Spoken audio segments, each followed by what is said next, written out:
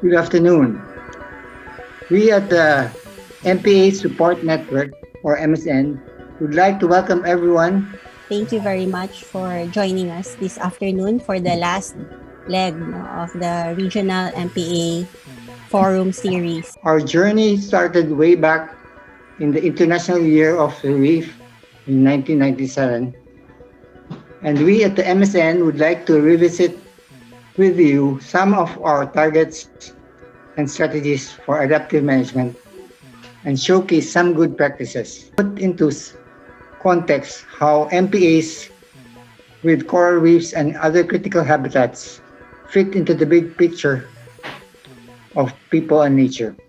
Our program for these 2 days continues our journey to act now. Para ma-strengthen, maprotektahan ang ating kalagatan. As of the last publication, there are over 1,800 existing MPAs, and the primary objectives of these MPAs are basically to sustain fisheries in adjacent areas. That's why we have a lot of MPAs that are called fish sanctuaries. It is also being recognized as a strategy for biodiversity conservation. Number of MPAs that were established for particular species like dugong sanctuaries, as well as MPAs that include or encompass whole habitats and ecosystem. To contextualize the para-Elmar search for outstanding MPAs and networks in the Philippines in the framework of monitoring and evaluation. Monitoring and evaluation, this is defined as the systematic and regular measurement of particular variables. So the keywords are regular and systematic. So if it's just one time, some in different places every time, then that's mainly an assessment. No, it's not monitoring. So there are many tools already across different measuring different attributes of all the attributes. So probably assessment tools for ecological parameters are the most developed. So you have local monitoring teams in the hope that it could be more sustainable. For socioeconomic attribute, all these different tools, but I think what is important is that it is good to measure all the different attributes of the MPA, not just one, because it actually gives us a better picture, and better insights on how the MPA is really doing.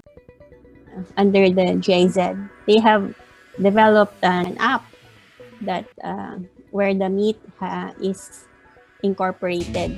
Which is better to use, meat or net? There's a general consensus to use the meat, especially for the locally managed MPAs. So there's no rule that you can use just one or the other, but if you look at the MET, there are many questions there that may not be applicable to our locally managed, but they are more applicable to our NIPA sites because our NIPA sites are really nationally managed as well, similar to the setup of MPAs in other countries.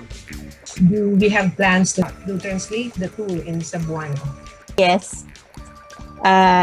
It would have been better to translate it. We can ask our partners to help us. How is the network coping with the situation? We have not had a chance to conduct meet in the sites, but maybe some of our partners may have done so. People here, na in the participants who might have had some experience at this time in relation to the networks that they are assisting. Maybe they can share. Yeah. We will try to also come up with a form. How is your network doing? So a lot of the respondents come from the NGA, 6.7% from LGUs. Yeah.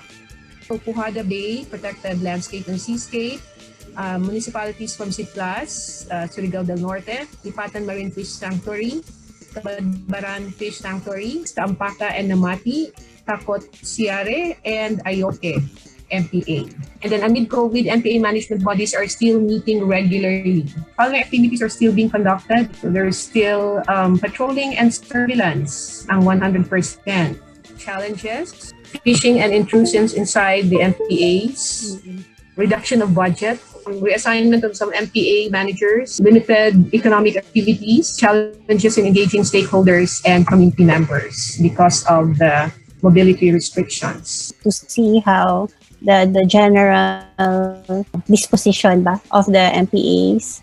And it's really good, no, for Mindanao na there's still a lot of protection and patrolling going on. It differs across regions probably because of also the differences in mga quarantine regulations across the country.